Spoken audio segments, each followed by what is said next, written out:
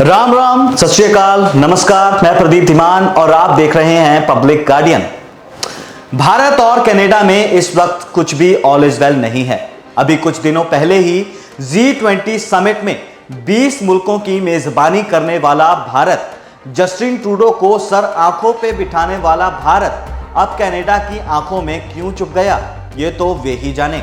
लेकिन भारत और कनाडा के बीच तल्खी का कारण है वो आरोप जो कनाडा के प्रधानमंत्री ने भारत सरकार पर लगाए हैं। कनाडा के प्रधानमंत्री का कहना है कि सिख नेता हरदीप सिंह निज्जर की हत्या के पीछे भारत सरकार हो सकती है। जी हां, यह बयान उन्होंने किसी एक शख्स के सामने नहीं बल्कि पूरी दुनिया और कनाडा के संसद भवन में सभी सांसदों के सामने कहा है। इस बयान में उन्होंने कनाडा में पल रहे खालिस्तानियों और उनके समर्थकों को हवा दी है। तो क्या कुछ कहा था कनाडा के प्रधानमंत्री जस्टिन ट्रूडो ने? पहले आइए वही देखते हैं। Statements by ministers, the Right Honorable Prime Minister.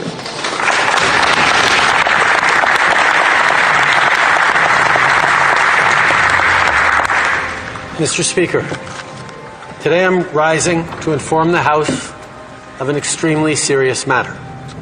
I just informed the leaders of the opposition directly. I want now to speak with all Canadians. Over the past number of weeks, Canadian security agencies have been actively pursuing credible allegations of a potential link between agents of the government of India and the killing of a Canadian citizen, Hardeep Singh Nijjar. Canada is a rule of law country. The protection of our citizens and defense of our sovereignty are fundamental. Our top priorities have therefore been, one, that our law enforcement and security agencies ensure the continued safety of all Canadians, and two, that all steps be taken to hold perpetrators of this murder to account. Canada has declared its deep concerns to the top intelligence and security officials of the Indian government. Last week at the G20, I brought them personally and directly to Prime Minister Modi in no uncertain terms.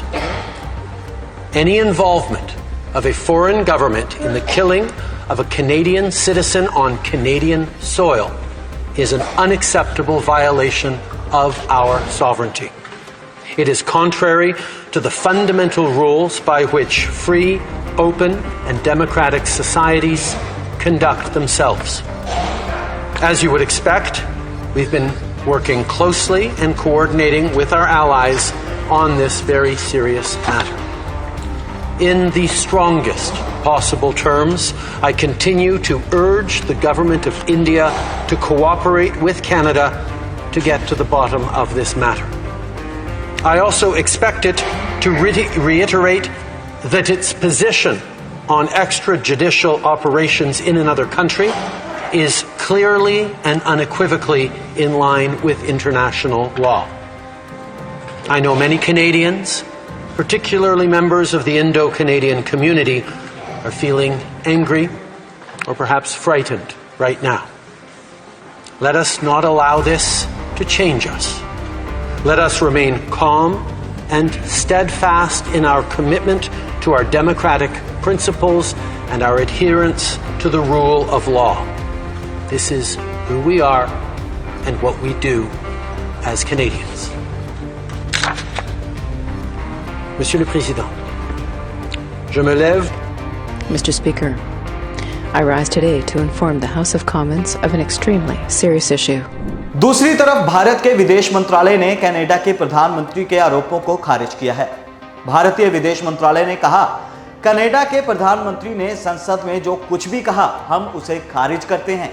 Canada की विदेश मंत्री के बयान को भी हम नकारते हैं। Canada में किसी भी तरह की हिंसा में भारत सरकार पर शामिल होने का आरोप लगाना हास्यप्रद और राजनीति से प्रेरित है।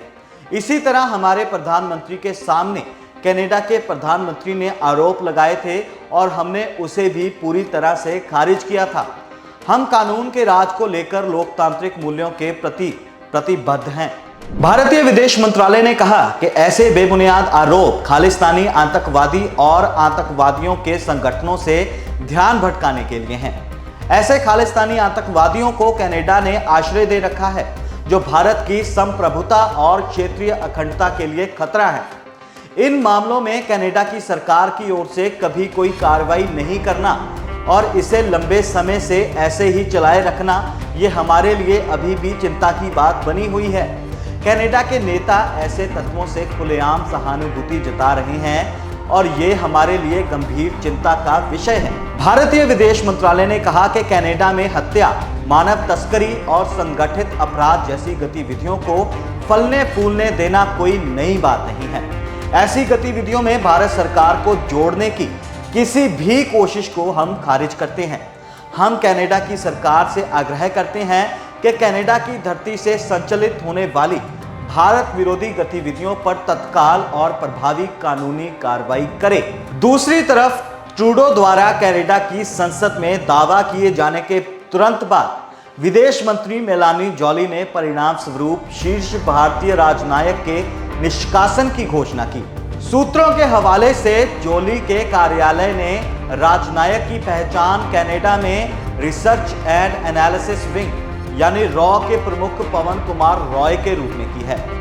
ट्रूडो के दावे से द्विपक्षीय संबंधों को और नुकसान होगा, जो पहले से ही सबसे निचले स्तर पर हैं। विदेश मंत्रालय ने एक बयान में कहा कि ट्रूडो ने 10 सितंबर को एक बैठक में प्रधानमंत्री नरेंद्र मोदी पर इसी तरह के आरोप लगाए थे और फिर पूरी तरह से उनको खारिज कर दिया गया था।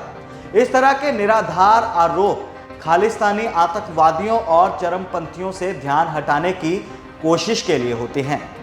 कनाडा की विदेश मंत्री मेलानी जॉनी ने कहा कि निज्जर की हत्या की जांच के चलते कनाडा के अधिकारी सार्वजनिक तौर पर सीमित बातें ही कह सकते हैं।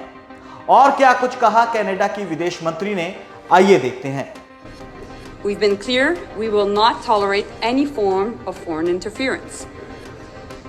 Since this was brought to our attention, we've been guided by 3 principles.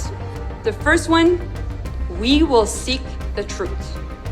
The second one, we will protect Canadians at all times. And thirdly, we will protect Canada's sovereignty. I have conveyed these principles to my Indian counterpart, and I've also told him that we expect India's full collaboration to make sure that we get to the bottom of this. And as of today, and as a consequence, we've expelled a top Indian diplomat from Canada. So let me just say that in French, just quelques instants. तो निज्जर कौन थे?